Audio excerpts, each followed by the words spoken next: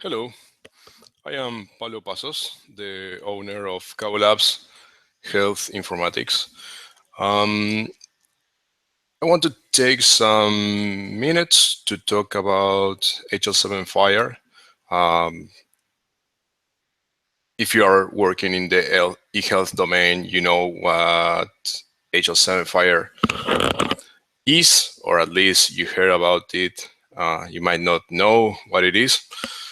You might not know how it works or what is the purpose of the new specification, but you might hear the name. The idea of this small talk, this wasn't prepared, but since I'm getting a lot of questions about FHIR, about software that does it is compliant with FHIR, ways to implement FHIR, if FHIR is ready, if FHIR is the next thing. Uh, these companies that consult me are really confused. So I have a lot of people, from engineers to programmers to doctors, um, that have questions about FHIR. Um, and what they receive from the information that they see on the internet, on YouTube, or HL7 itself, people surrounding HL7 or the FHIR initiative, is that the same message, is FHIR is the next generation interoperability standard specification, REST API. So they received all that information again and again and again.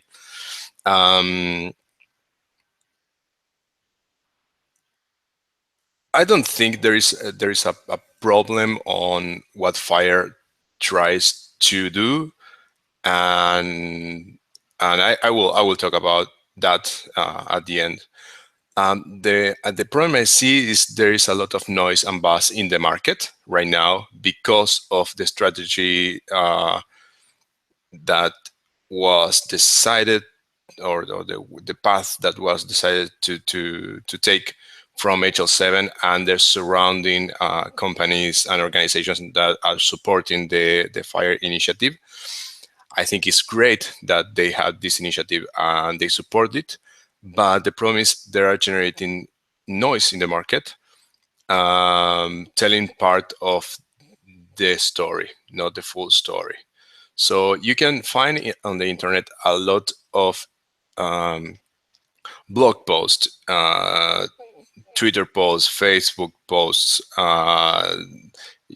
presentations, slideshows, presses, YouTube videos talking about this, and all are just, or most of them, I would say most of them are just noise and marketing related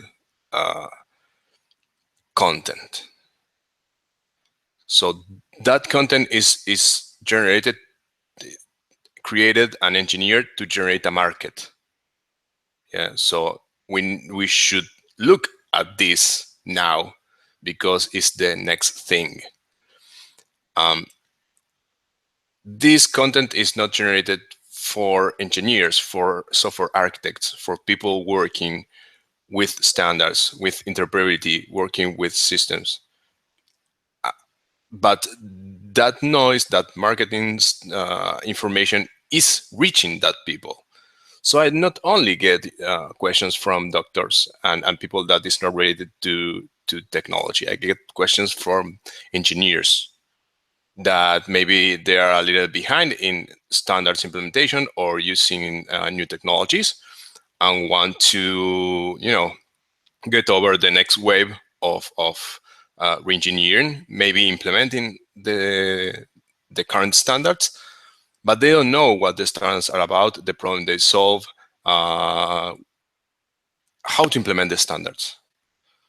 So I think there is an error, a problem on that area generated by the FHIR initiative in the way they manage marketing. most of the material is about marketing. It's not about technical stuff, implementation, real examples about how to implement that. It's about marketing. So they are selling an idea right now. So we need to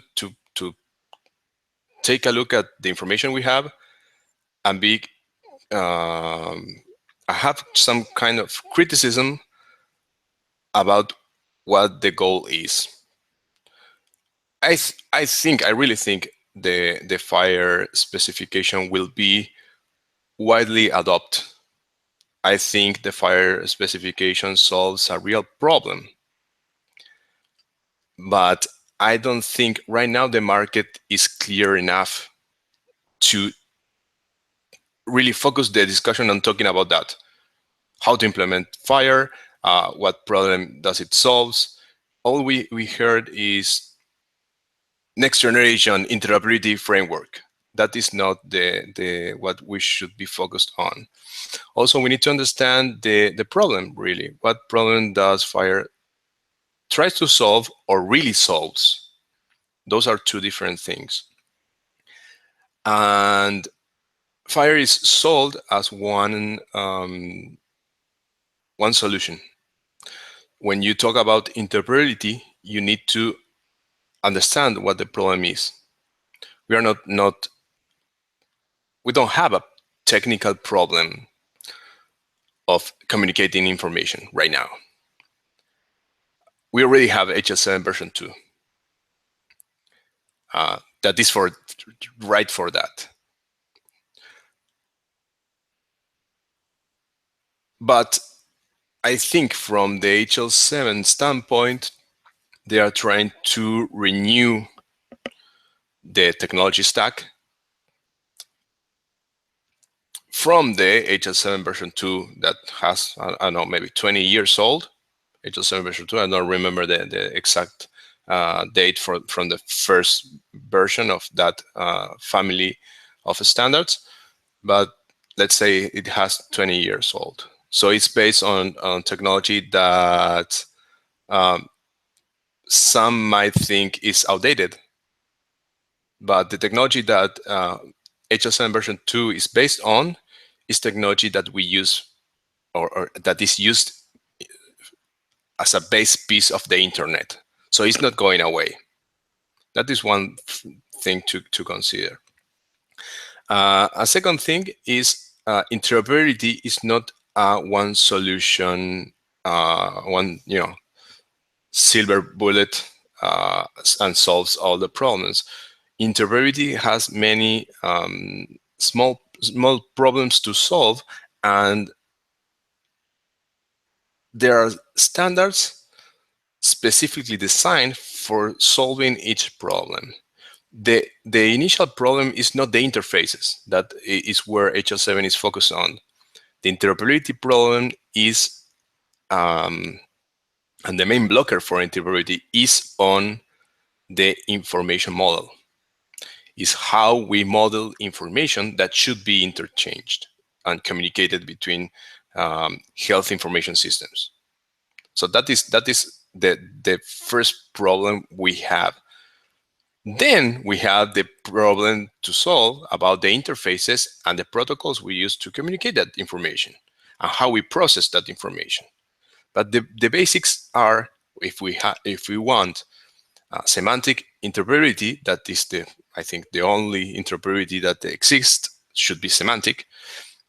We should have semantic definitions of the information that will be interchanged between the systems. So that is an important thing to consider.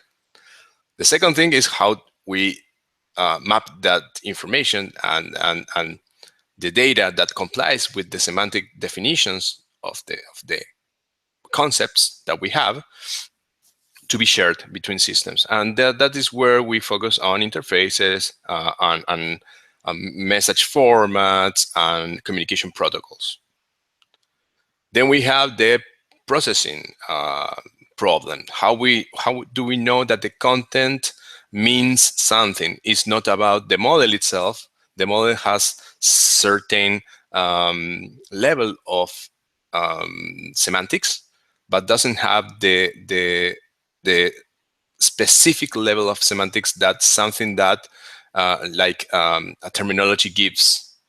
It's a very specific semantic definition for let's say a data point. A semantic model, what gives is the general structure and general semantics, but not the specific content semantic. So we need semantic definitions of the information that we will store and we will share. We need to have some kind of standard for the interfaces that we use, the services that we use, the messages that should be interchanged, and the formats. So we need to the communication protocols, etc. And we need standards for coding and terminology. So with those three areas and standards for those three areas, we have a basic solution for interoperability, for semantic interoperability. But if we don't have the three things, we are not solving the problem.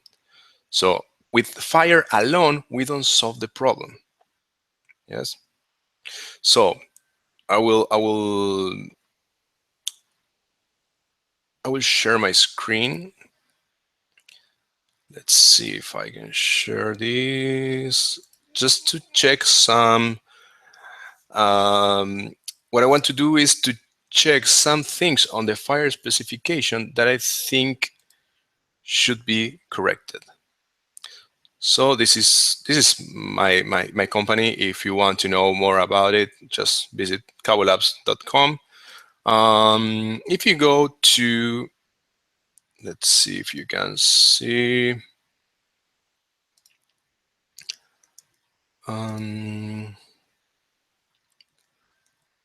You can see here the address. So you go to hl7.org/FHIR and you will get into the FHIR specifications.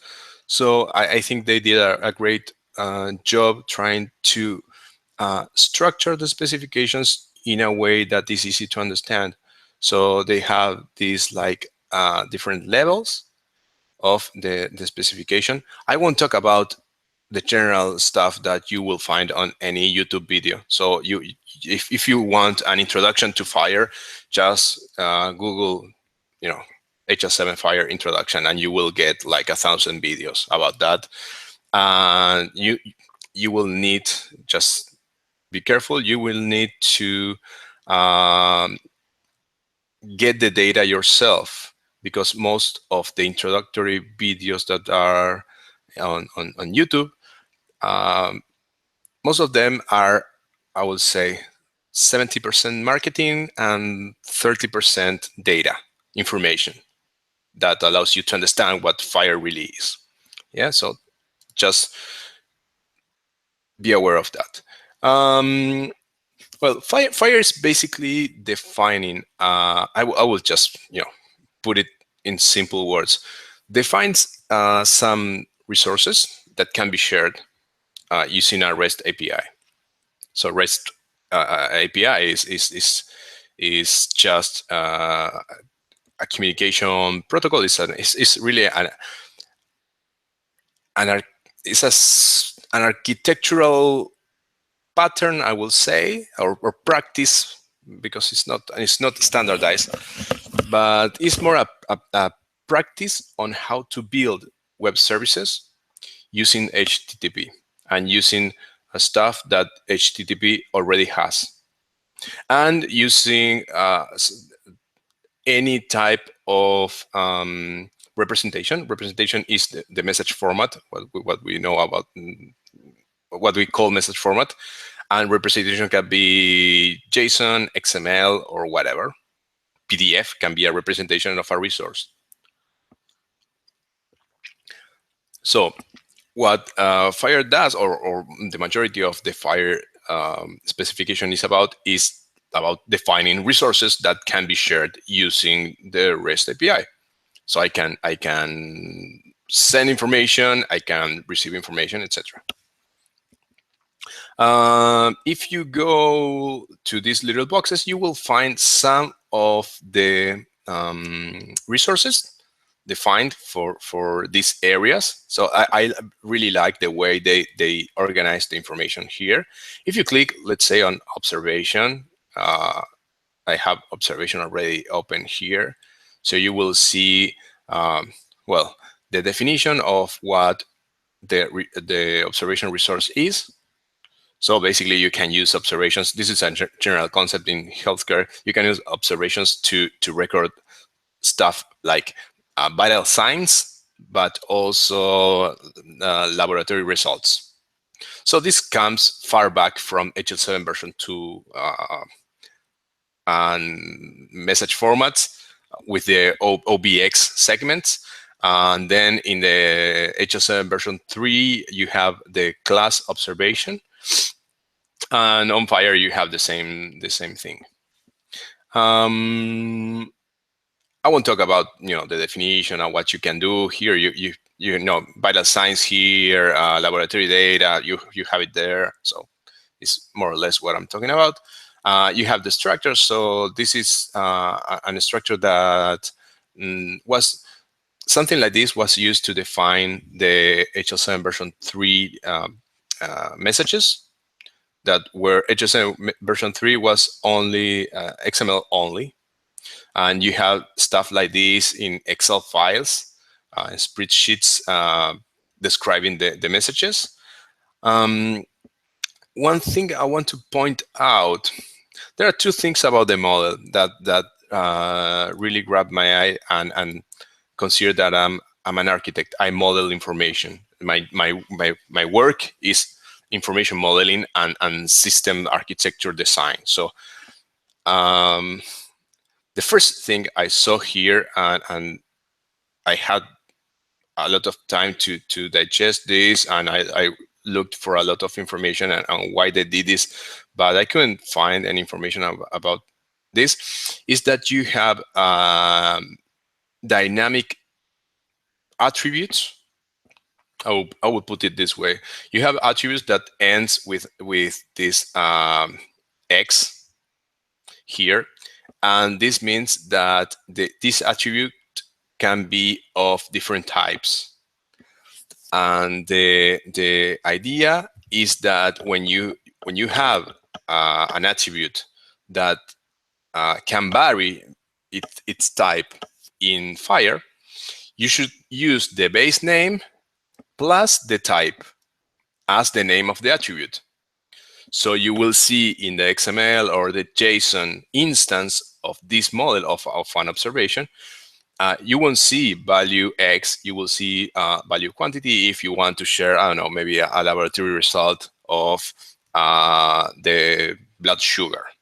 And you will see blood quantity, value quantity, and you will see the magnitude and the units, something like that.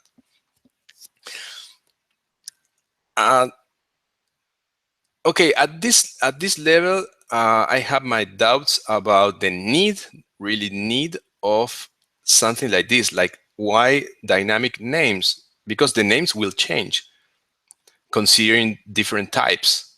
So you have first in the model a base name that is value, but is really value X, and then you have value plus the type, and your instances should support any of these.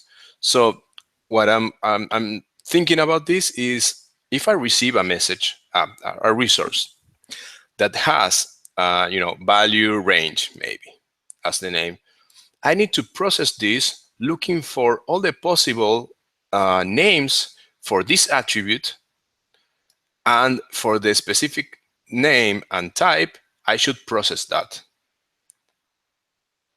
And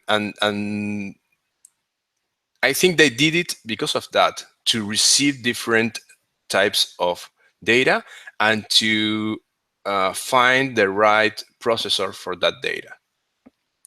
I think that is not a good design from the architectural point of view, and I will tell you why in a minute. If you see the UML diagram that explains this resource, you will see on the diagram that you also have this attribute X. So you have this variable there, effective X. Where is value? Value is there, value X. So you have those X's also here. One thing to consider is if we need to model a dynamic name, a dynamic type, because this attribute, what it has variable is the type, not the name really.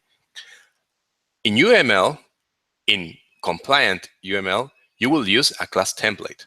So you will put observation, you will have a T, up here a square with a T. I will show you that in a minute.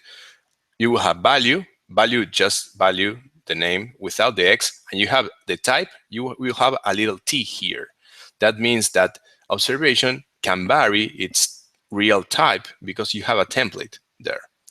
So you have something like this. So when you, in really object-oriented modeling, that is UML is for that, you have stuff like this. You have a generic attribute that has a name that doesn't vary. In UML, the names don't vary. And you have a dynamic type because you don't know the type at the sign time. You might know the type at runtime.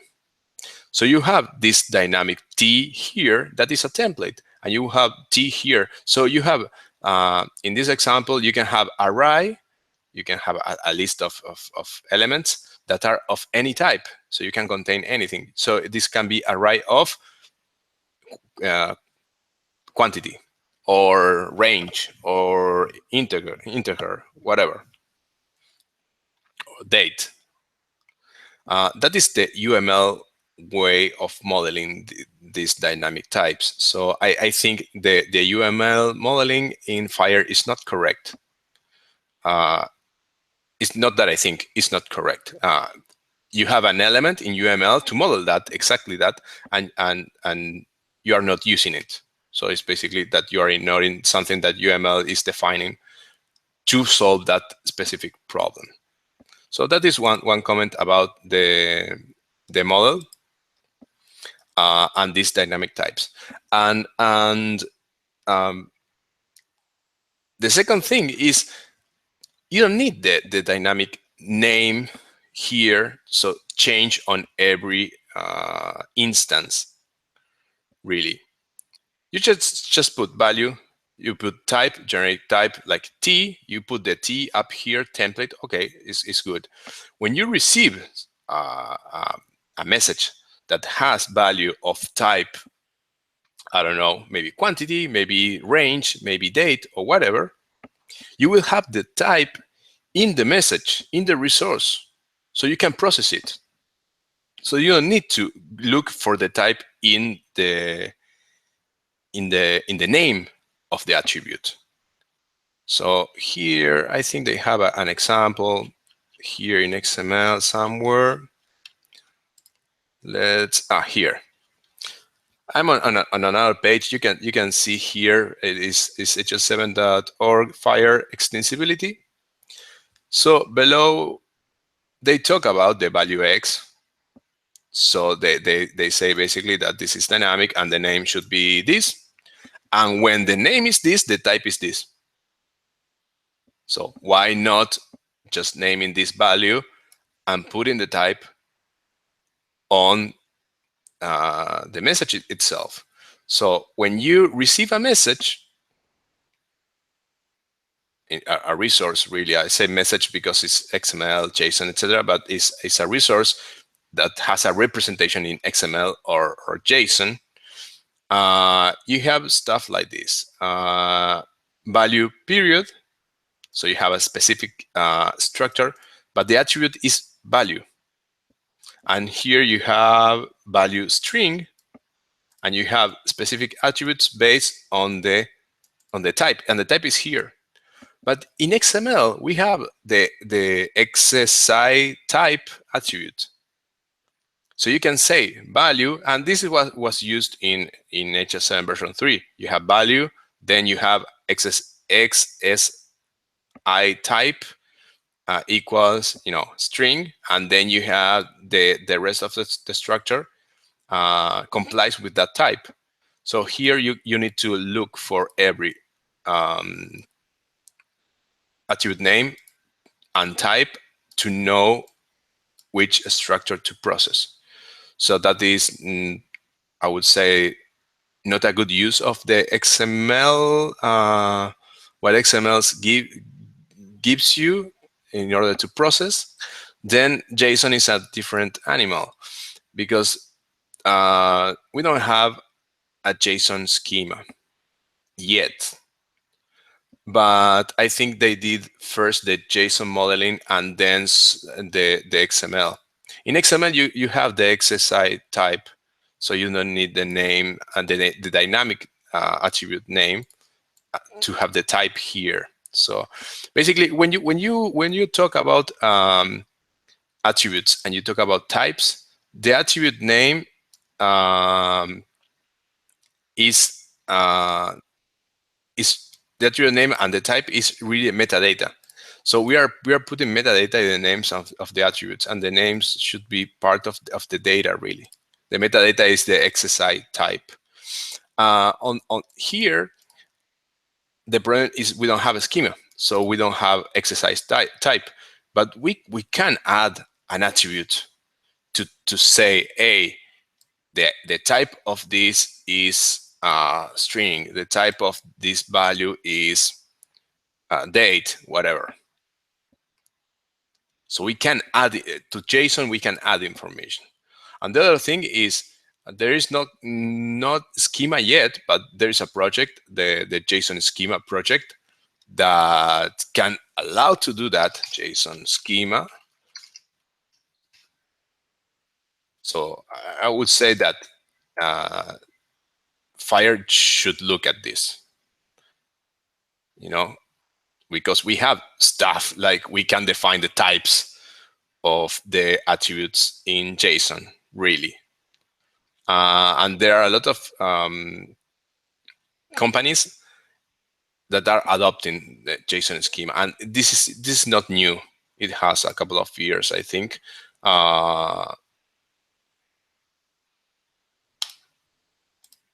So I think that is a better solution than having dynamic names and types in the names. It's more difficult to process, I think. This is all my opinion. I know, or I guess they were looking at other problems. They were looking at solving other issues on the modeling side and not looking at too much at the formal UML or XML side. And the UML side of HL7 was always a problem since HL7 version 3. The problem is the UML that they created was not UML compliant. So if you look at the reference information model of HL7 version 3, if you look at it, you will find a lot of modeling problems. These problems are not discussed a lot because, HL7 doesn't like to discuss modeling problems. The answer is this just works, so we should not discuss. Also, CDA has these problems. Most of you might not notice these problems. The one problem is when you this is the second class of object modeling, of an object-oriented modeling course. The second class that you learn how to do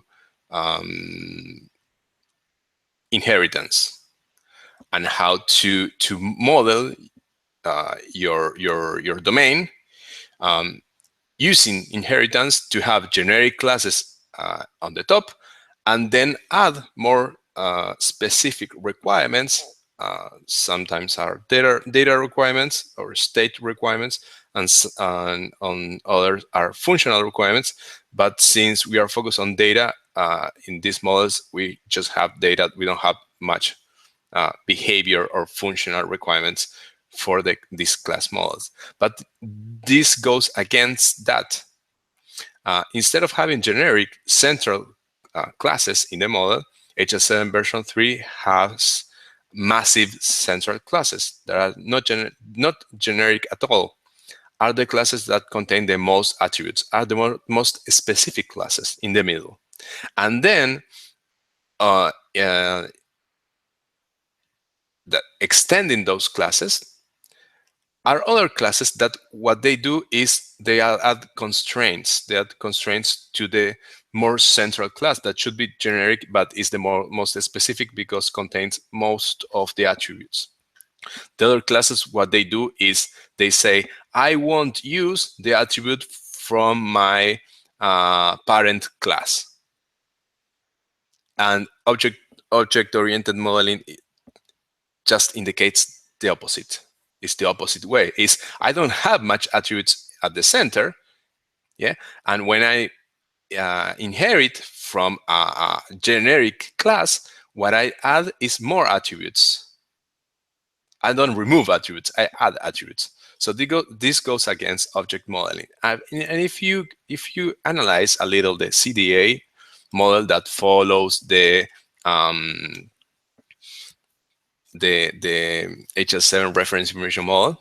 I'm talking about V3 right now. It doesn't have anything to do with FHIR, but the misuse of UML. Yeah. In CDA, you have these relationship classes that this is not a graphic representation of anything related to UML. Really? So this is not UML valid. So these arrows here that are in light red. Also, another thing you don't have is this idea of choice. If you see these boxes that are dashed boxes in UML, you don't have that. You solve that with a structure. You solve that with inheritance. In HL7 version 3, they took this idea from XML schema, really, when you have choices. But that is not valid UML. That is not valid object-oriented modeling.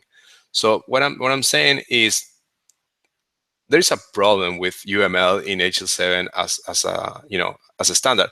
UML is itself a standard, and HL7 as an organization that creates and maintains standards is not respecting UML. So this is basically not an object-oriented model. This is not an object-oriented model. And if you get strict, this is not valid UML also in FHIR. So first, because of the misuse of the dynamic names, these attributes that are dynamic is one thing. Another thing that is not that it makes the UML invalid, but it is not a good practice. They misuse they don't misuse. They don't use the templates, as I showed you before, like using T here and the T up here. So they should use templates. And then there is a way to specify some metadata in the model that it is not correct if you see at the UML specification, and you need to be very detailed on the specification. You can go to here. These guys, the OMG is not oh my god, it's the object management group. They created and maintained UML. This is a standard. We should comply with the standard if we are working with UML. If you say UML, you should be compliant with UML. That's it. That is basic. one thing that I don't think complies with the specification is what they have after the cardinality. If you see, the attributes are like attribute name, type, then you have cardinality, and then you have attribute properties. These are called attribute properties. And here, what FHIR does is this separates the properties using pipes. This is not correct notation. And I don't think also, but I didn't find the reference that using like question marks or exclamation marks here is valid with UML also. If you see the specification, I have the specification here. I will share. Let's see if I can share this document. So this is very boring stuff, and it seems nobody cares and nobody looks at this, but sometimes I do, because I work with standards. I implement standards. I help companies implement standards. So I need to be sure that I'm compliant with these things. That is why they hire me to do this boring stuff. I study standards, and I decide what is compliant and what is not compliant with standards. I help companies to build their software, and I help healthcare providers to buy software that is compliant with their requirements, but also with international standards or local standards. So basically, if you have the UML specification, you can grab the latest one. I think this is not the latest one, but it's the previous one. It's the 2.4 point something version. You can search in the document. It's difficult to read, very difficult to read. But there are some things that are like this. This is the notation that what you should use on the UML model. And this is the notation for the attributes. So you have some optional field that says visibility. This is basically to say if an attribute is public or is protected or is private, etc. So if you look at the UML model of FHIR, there is no visibility attributes. That is not a problem at all. Yeah, because this is optional. Yeah. Then is the attribute name. So it's like the value. It is really the value X that we saw on the model, but value X, I believe, is not a valid attribute name. Then you have the column there, and then you have the attribute type. So the attribute type is the real type that you will assign to an attribute. So this should be, if we are using templates in UML, this should be the T, the generic type. Yeah. Then the multiplicity is, or I said cardinality, but it's multiplicity really is if the attribute is mandatory, if the attribute is optional, if the attribute is a collection, it can say the items that collection can contain. So if you see I will switch in a second back to the FHIR specification. That can be like 0, 1, 0, 1, 1, or 0 asterisks when you have many. Yeah. And then you can assign a default value for an attribute. So it's just equals and a default value that the value should comply with the type. Of course, you can assign like a string to a number. And then you have these attribute properties. And these attribute properties are the ones that I'm saying that are not compliant with the UML from the FHIR UML to this UML, because here you don't have pipes to separate the attribute properties. You have commas to separate the attribute properties, and you don't have also the question marks and the exclamation marks like you have in the FHIR UML. So I think that part is not compliant with UML. Going back to the model, as I said, it's like the name of the attribute, the colon, the type, then you have the multiplicity, and then you have some attribute properties. Yeah, so here I think the exclamation mark, the question mark, and the pipe used to separate is not correct, are not correct. Yeah, to UML. So I detected these issues. I don't know that if you know the FHIR creators and maintainers saw this or they discussed this at any time. I hope yes, and I hope that they just decided to do this knowing that they were not being compliant with UML. And I hope this video can give awareness about these things. We need to be formal. We are dealing with standard. This is not something that I get a great idea and I propose it as a standard and everyone implements it because it's great. I think we need to be formal about this. And if we are a standard development organization, we need to respect other standards also.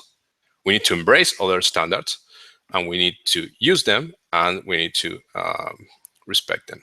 So what I'm seeing here is they have like Json schema here, so they know they can use. I didn't saw that before.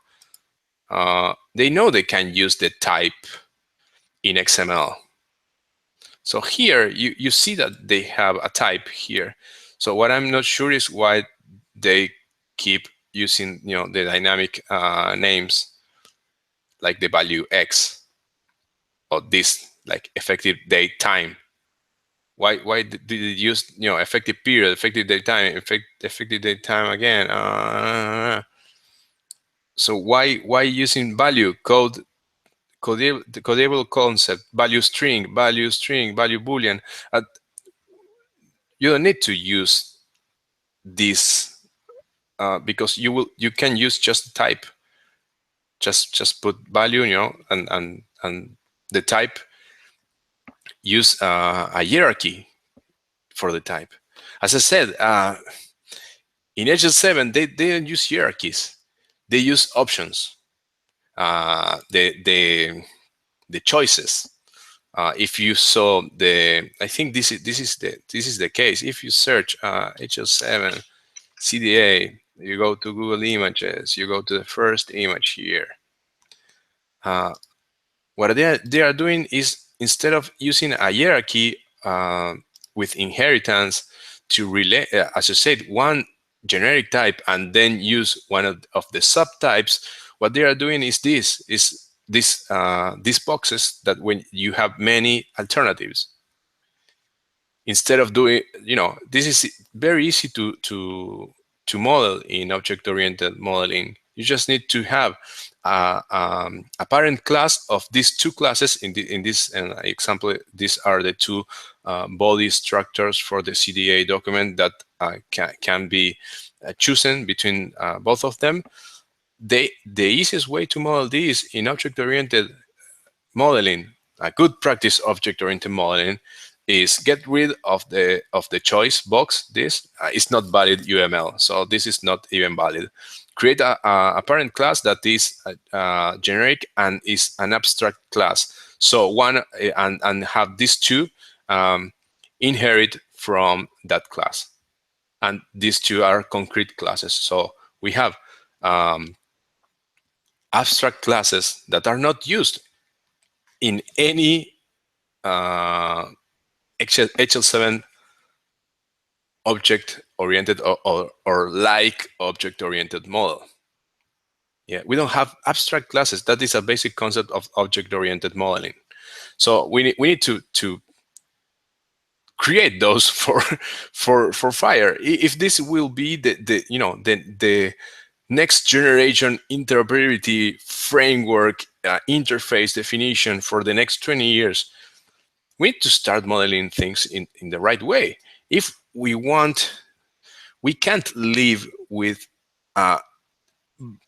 all the possible names depending on the type of the attribute. We need to have a generic type, assign that generic type to one attribute that is called value, not value quantity or value boolean or value string, just value. And then with in the instances of that, we can have quantities, we can have codes, we can have strings, booleans, etc. But the type will be in the instance, and if the type is in the instance, we can process it.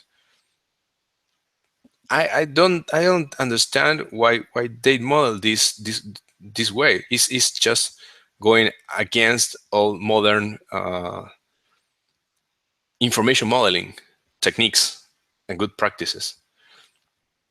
I really don't understand. That is a limit for myself.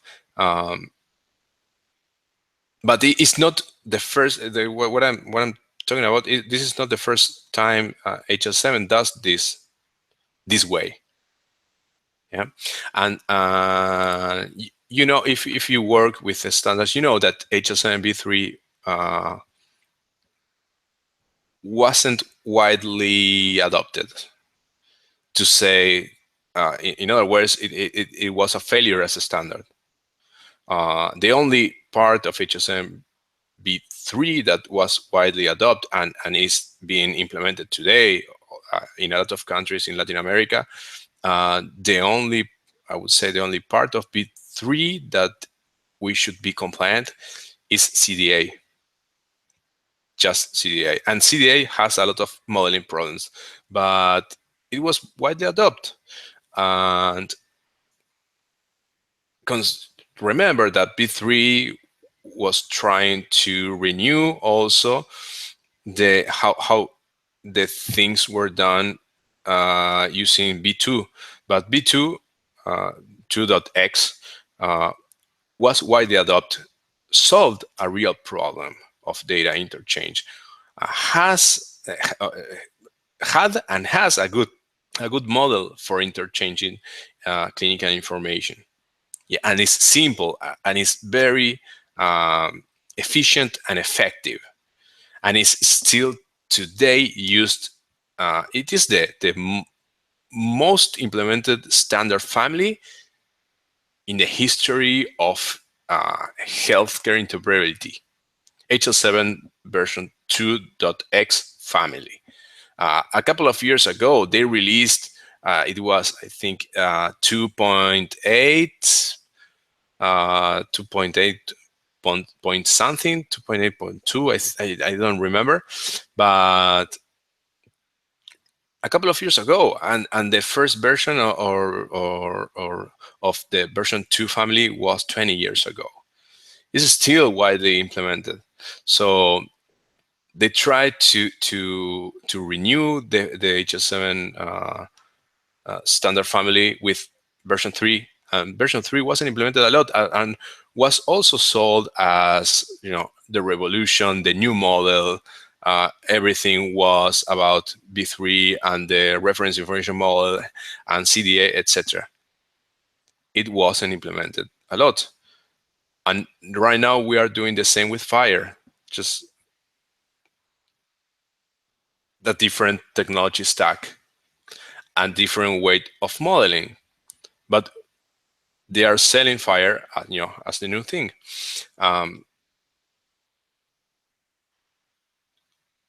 worried about the model itself. So I don't think what I'm doing here is not that these are really huge issues of modeling that can't be solved in any way. I proposed in 20 minutes 2 or 3 good solutions, following standards and good practices of object-oriented modeling. It's not something that can't be solved. What I'm worried about, concerned about is FHIR has been under development. I don't know, maybe it has 3 or 4 years or more. I think it started in 2012, something like that. But I'm afraid, I'm concerned. If they didn't detect these issues in 4 years, 5 years, how they can, have a normative version that really implements or really provides a model that is well modeled, that uses the current good practices of object-oriented modeling and applies that to define a good resource models for the REST interface. The normative version of FHIR is I think will come at the end of this year or starting next year. So we will have a normative version soon, and I hope these issues can be solved. The problem right now is most of the people that is really trying to implement something in FHIR are really focused not on the models themselves, but on the technology stack, really. So they are not paying attention at the model a lot. The problem is the model is the central part of the FHIR specification. So yeah, that is an issue. I'm concerned. Let's say I'm just concerned. Talking about that, and just to to finish this small quick analysis of the model, the specifications, and what I am concerned about is also that we have that marketing noise in a lot of in the market, really. A lot of healthcare providers, a lot of technology providers have questions about FHIR and are being convinced that FHIR is a thing to take into account for the next implementation. I would say that HL7 won't pay attention for the modeling issues. Just will go ahead, doing marketing and trying to push through the market with this and try to make people adopt this without paying attention to the model itself.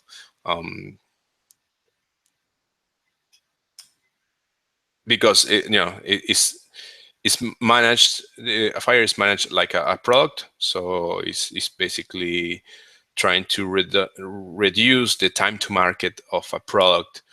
And when you have governments and a lot of companies and software providers that and healthcare providers that are looking at it to implement it, I'm sure being formal in the model and using what we already know, not reinventing a new way of modeling information. That is what was done in HL7 version 3. They reinvented something that we already knew how to do well. In FHIR, I'm seeing the same mistake. The way of modeling the information, I don't think is correct. And we will need to live with those models for the next 20 years. That's what I'm saying. So I'm just concerned. I have no doubt that HL7 FHIR will be widely adopted, will be widely implemented. I'm just concerned that we will stuck with that for the next 20 years, and knowing that the standard is not using good ways of modeling, good practices, and how we already know to model systems and information to do their basic models. And these basic models are the foundation of the specification. I think the HL7 initiative and the group that is designing this should be in contact with the like the OMG and the people that does standards around modeling meta models, really like UML, to improve the models and to have them compliant with UML, at least with UML. Yeah. And I want to just take a look at a couple of. There's one question I received last week. So I'm receiving every week. I'm receiving questions about FHIR. That is one basic thing, and I'm very transparent about this. I don't think we need to hide or we need to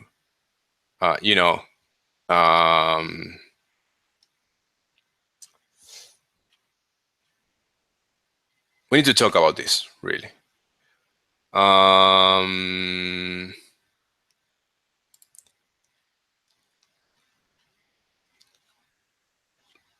Let me find the specific question here. I don't remember the name, but it was a doctor, I think, that asked me about FHIR. Because I am here, Tom. The questions were fair, you know.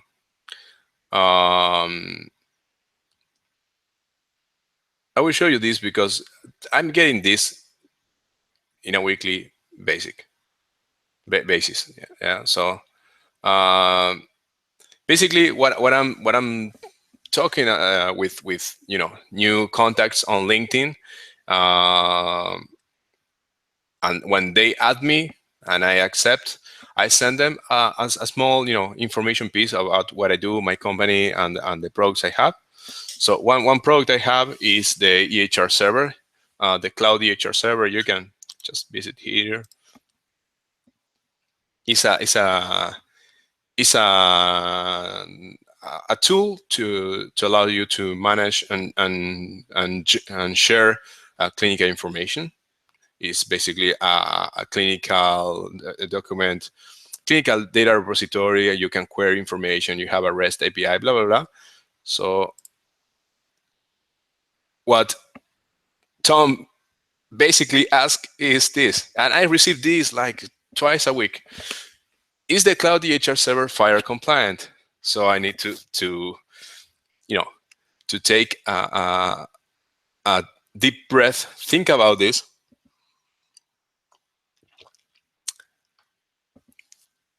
and answer. So I'm trying to always think about these things because I don't know the person that this is coming from. Maybe they know a lot about FHIR and they want to have a solution that is compliant with FHIR, or maybe they don't know anything about FHIR and they are lost in the noise that FHIR itself is generating. So I think in this case, it was that. It was a lot of noise, a lot of marketing stuff, a lot of, this is the next generation interoperability framework, the ultimate solution for interoperability, etc. is the next thing, HL7, blah, blah, blah. Okay.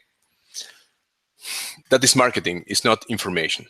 So it's fair. This question is very fair. So what I told him is that the FHIR is an interface, basically. It's an interface specification that should be implemented over CDRs, over clinical data repositories. Yeah, and one thing that everyone should consider that FHIR is not yet normative. That means that it is an approved standard. A standard to be adopted and implemented should be normative first, and that is, there is no way around it. Yeah, you can be an early adopter. You can use the technology right now that is available that implements the standard. Perfect, but it's not yet normative, and things will change. Yeah, and for a government to adopt something like FHIR, I'm not talking of FHIR specifically, but any standard, the standard should be normative, should be approved, should pass, an editorial process, a formal review process, and be approved by a group of people that are experts in the field. Yeah, I'm afraid that FHIR will be approved and will be normative with the issues they have already in the model. And I'm afraid of that. And I'm concerned about that. And I hope someone in that committee that reviews and approved can just raise their hand and say, hey, I think this is not UML compliant. Let's improve the UML models. I don't think the use of the generic name that changed with the attribute value is correct. Let's use UML templates, or let's use object-oriented modeling, pretty basic concept like use abstract classes and then use inheritance. Yeah, stuff like that. I hope that happens, but I'm afraid that if we if we see the history, that won't happen. So okay, so is that FHIR should be implemented over CDRs, and basically the Cloud DHR server is a CDR, so shouldn't implement it in the tool, but above the tool, like a middleware, I would say, and it's not normative yet. So we should consider that. So why this tool should implement, or be compliant with the standard if that is not a standard yet?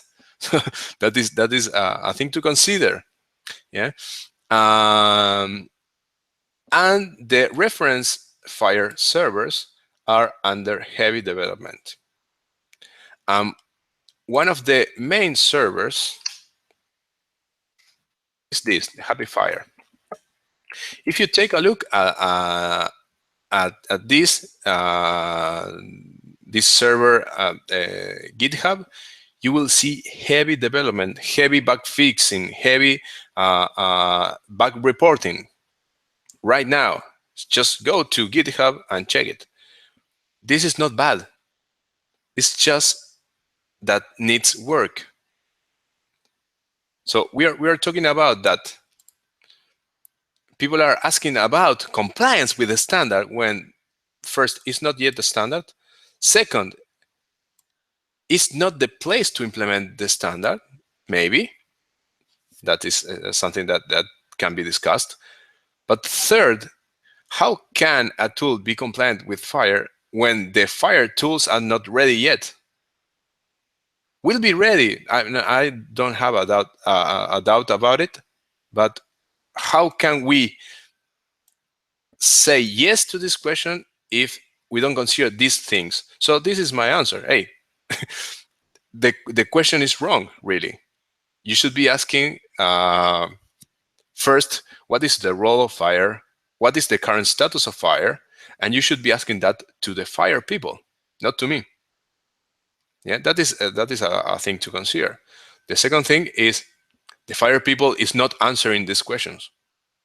They should be answering these questions. They should be giving information to the market, not just doing marketing and selling the standard and selling the tools. Yeah, there are a lot of companies already jumping into the, I would say, the FHIR bubble, saying that they have tools that are compliant with FHIR, etc., etc., etc. FHIR is not normative yet. How can you be compliant with that, something that is not a standard?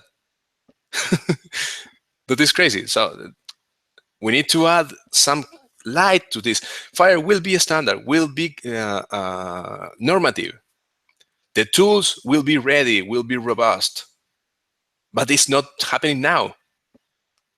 Will happen soon, but it is not happening now. So we need to educate the market really on, hey, if you want to ask this question in 12 months, that question will be valid. But right now, it's not valid.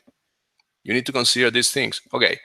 And I say, I won't work, basically, I won't work on FHIR until it's normative. I personally won't be an early adopter. Yeah. Because I don't have resources, because I'm focused on other things, etc., etc., etc. But I have other reasons. Yeah. But I will consider to adopt it in the future when it's normative, when the tools are available and are robust enough to be on a production level.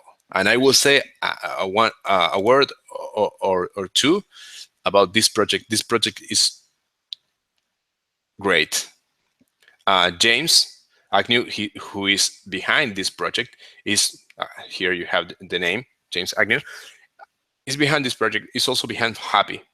Happy is the HL7 version 2 API for Java. And I've been using Happy for years, doing HL7 version 2 stuff. It's great. Yeah, it's easy to use. It's compliant with the HL7 version 2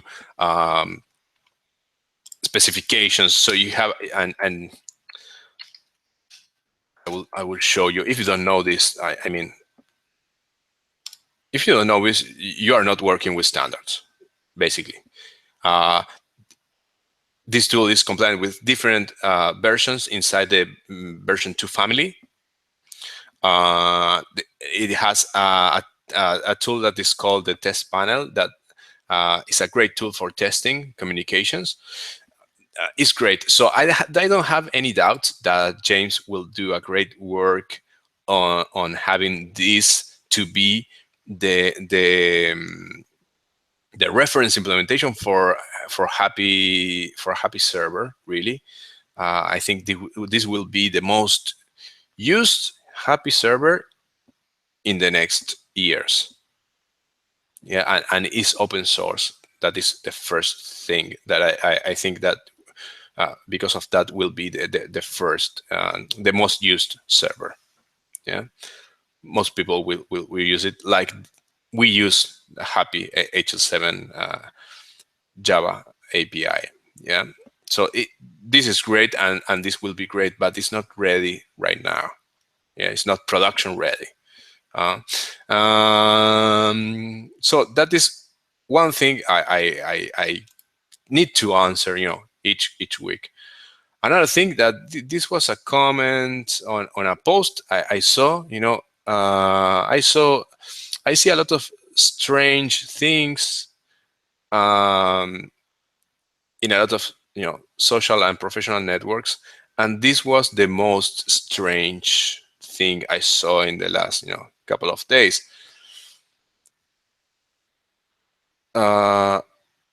They have, and you need to see the names of the companies. You know that there are several companies and healthcare providers that are behind FHIR, that are promoting FHIR.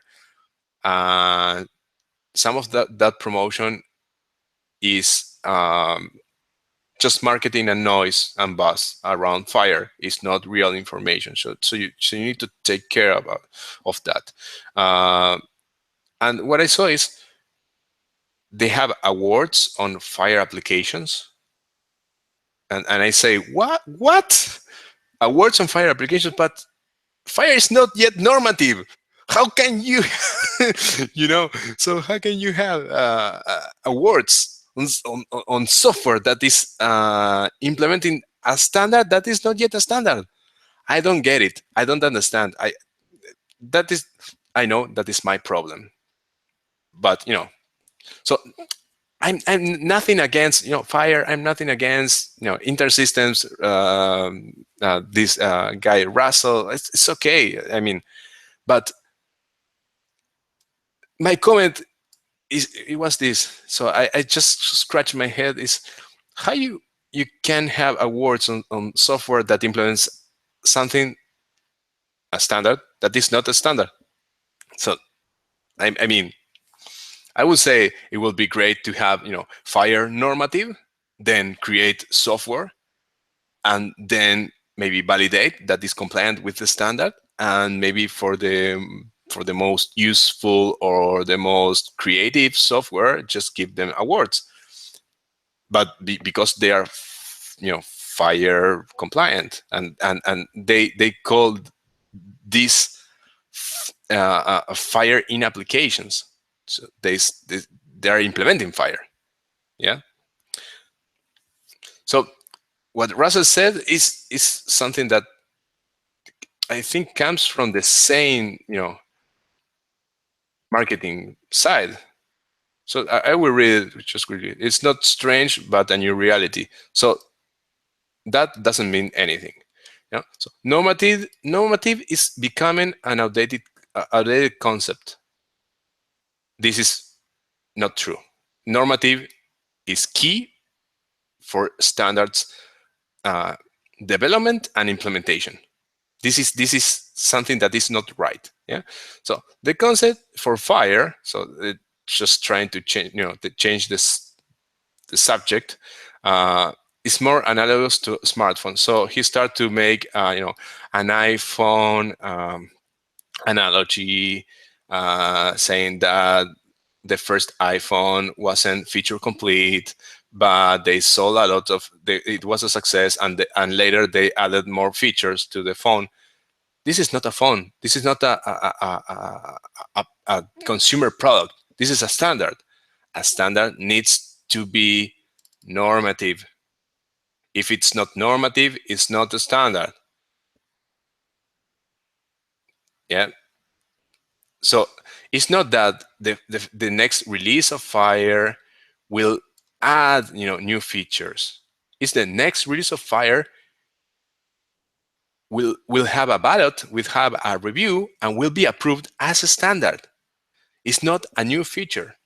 It will be a standard. So this is not an outdated concept, and this for me is strange. So my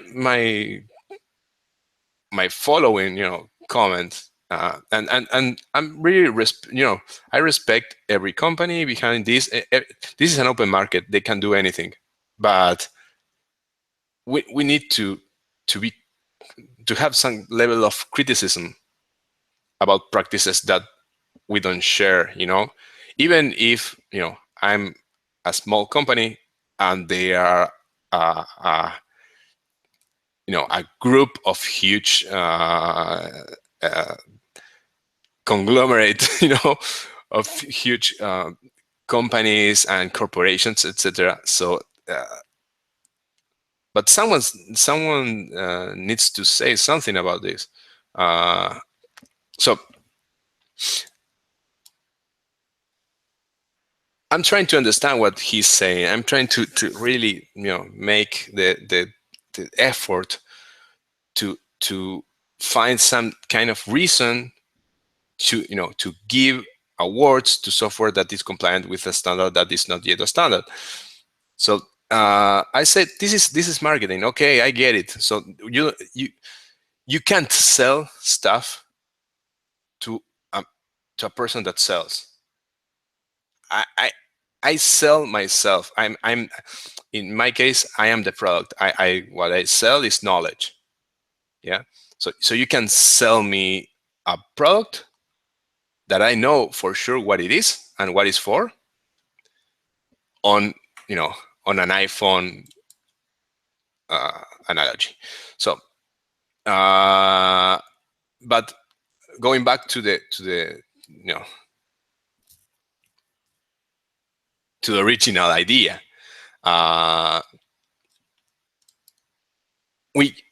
one thing he said is that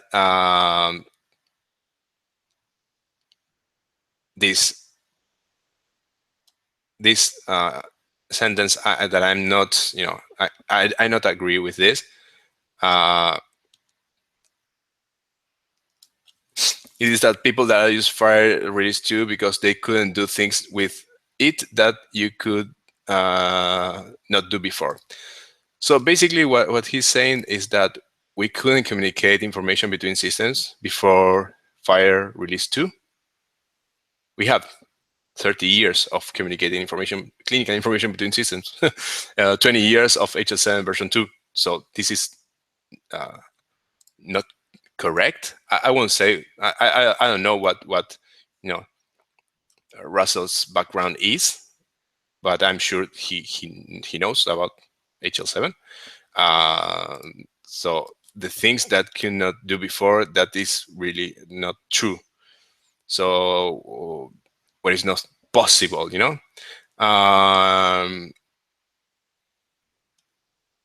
normative is key for any standard. It's not an outdated concept. That is my answer. Anyone working in this field knows this, and I'm focused for the last 11 years.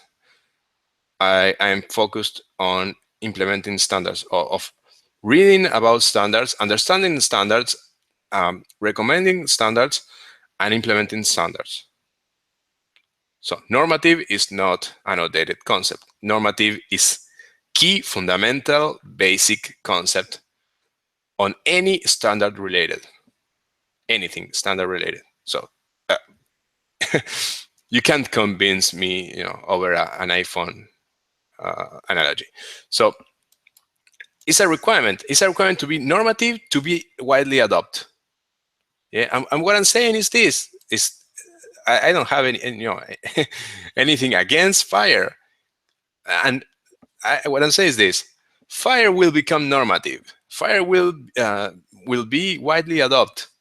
Yeah, but the problem that I'm seeing is you are overselling this. You are making noise and buzz in the market. People are getting confused. You need to orient. You are behind this. These corporations, these companies, these people is behind this noise. They need to make sense of noise. They need to give data and information to providers, to software companies, to healthcare providers about what FHIR really is and the current status of FHIR. They are overselling this. Like HL7 oversold version 3 and was a disaster. So I'm not saying this will be the case. I'm just saying this happened before. And I'm sure this won't happen again, and a lot of people will implement FHIR. But right now, what FHIR can do, what is for, what is the role, what's the problem it solves, etc., is oversold. Yeah, it's not really that great, but it's necessary to solve the problem. And the problem is not solved by one standard. As I said before, you need semantic definition of your information that we will share. You need strict specifications about the interfaces, the services, the message formats, the resources, and the communication protocols that you will use to share that information that was previously formally defined in a semantic way. You have reference model and semantic definitions of the content, and then you need terminology to give semantic definition for small atomic pieces of data. And that, with all three, you have a basic, pretty basic. You can have more stuff added over that to have semantic interoperability.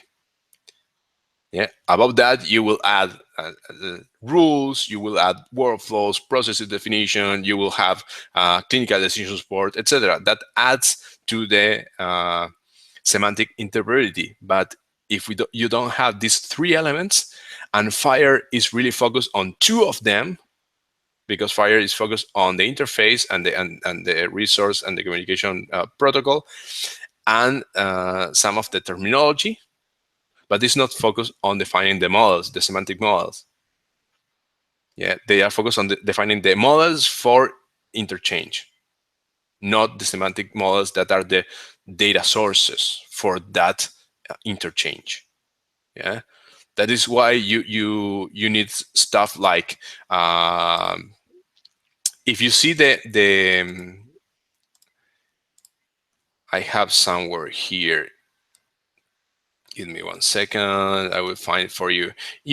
If you see government definitions for standards to be used in e-health in Brazil, and lately I saw the Indian one from the Ministry of Health that is really new. I have it. I have a copy here. Give me 1 second. Um,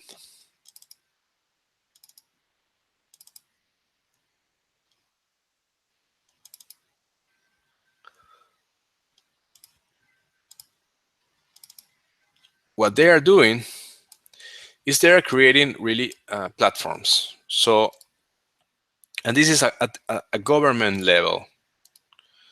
So you need to take a look at this because this is the right way to go. Is they are trying to solve the whole problem, and one key thing that you will see in common of all of those strategies is that this is the document from the Indian government, the Ministry of Health, that they did first version of the standards that should be applied to the EHR at a national level. They did a first document 4 years ago, and the review of this document last year. And one common thing that you need to see on these documents at a government level is that when you go to the standards, you don't have one standard that solves one problem. You have many standards, and each of those is focused on solving one specific problem. You have 1 page, 2 pages, 3 pages full of standards names, just the names. These are the recommendations. And they talk about semantic information. They talk about terminology. They talk about services and data communication.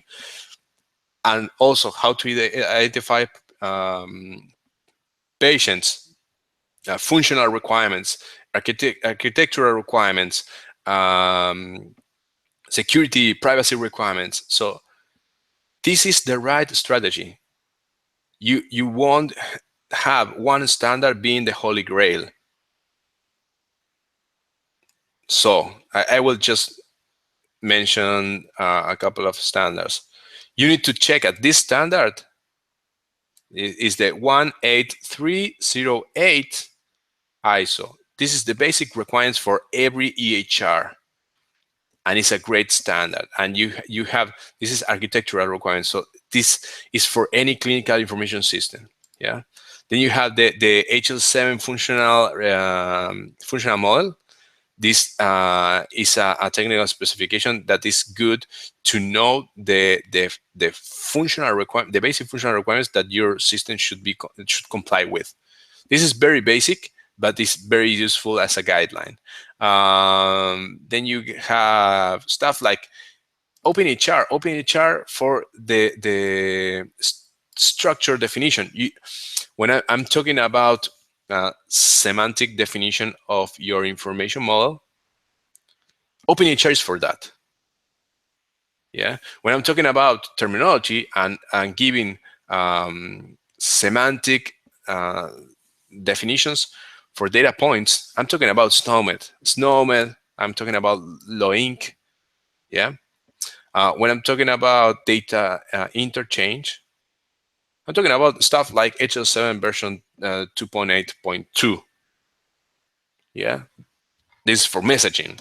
I'm talking about like stuff like continuity of care document. This is a profile of HL7 CDA that is implementing the continuity of care record with the CDA format. There is the ISO 13606 is for data interchange based on archetyped information. You have DICOM to interchange information about images, sounds, waveforms, etc. It's all DICOM. So you have a lot of standards for data interchange, not just one, because each one of them are focused on different areas. And you have other standards here. Yeah, some are international and some are local, like the Pharmacy Practice Regulation of India, because this is the Indian standard. So you need to be compliant with this. What I'm saying is, be careful. If you are part of the market and you don't know much about FHIR or any standard, just be careful when people want to sell you an idea, and when you see 10 different videos telling you the same. This is the next thing. This is the everyone will be implementing this. This is the holy grail. It's not the holy grail. It's not the next thing. It's a new thing. It's a thing that will be useful. It will be just a tool. It's another standard to add to the stack of standards that we'll need to implement in the future for any kind of EHR, any kind of clinical information system. And for a full solution, you need to take a look at something like this. You have 3 pages full of names of standards that you need to be compliant with. And every system will need to take a look at this and implement those standards in the system. It's not about HL7, it's not about FHIR, it's not about CDA. It's about being compliant on different areas with standard and solving a problem that is very complex to solve. That is why we have a lot of standards, and it's not one specific standard that solves all the problems. Yeah, so you need to be careful. Just be careful. And I hope this helps to give some kind of light in the HL7 FHIR standard area that I'm not seeing a lot shared. I'm not seeing a lot of people talking about this or tweeting about this or sharing information on sharing really data and information about FHIR. Just most of the information we receive is plain marketing 101 stuff. Yeah, so I hope this I don't know, maybe for one or two of you that are watching this, I hope this was useful. At least I shared some of my personal views, some of my opinions, but also some issues that I know this specification has, and some possible solutions that are not so difficult to implement, really. And I think that will add more quality, really, to the specification, and will help really to if we are building the specification for the next 20 years in the healthcare API area, we should be careful about how we do things, and we should be formal and use the tools that we have in the way that the tools should be used. Yeah, and that's it for now. Thanks for watching and hearing. Please leave me any comments that you have. Again, I think FHIR will be widely implemented. I hope it will. It will, and I wish that this specification to get to the point that it's been normative, and the tools that implement the standard, the basic reference tools, to get robust enough so we can implement. And I will be like a minute after the first normative version comes out, I will be reading the specification, no doubt about it. But I just don't like the way it is handled right now. Yeah, and the way it is sold. It is treated as a product, and it should be treated as a standard. Yeah. So that's it. That's enough of me and my small standards rant. Goodbye, and please, if you have an opinion, leave a comment. If it's constructive, the better. Criticism is always welcome. I'm just being giving criticism, trying to add some kind of value, not just being destructive, just adding constructive criticism, and I think we can improve in this way the community. But for now, that's all. Thank you.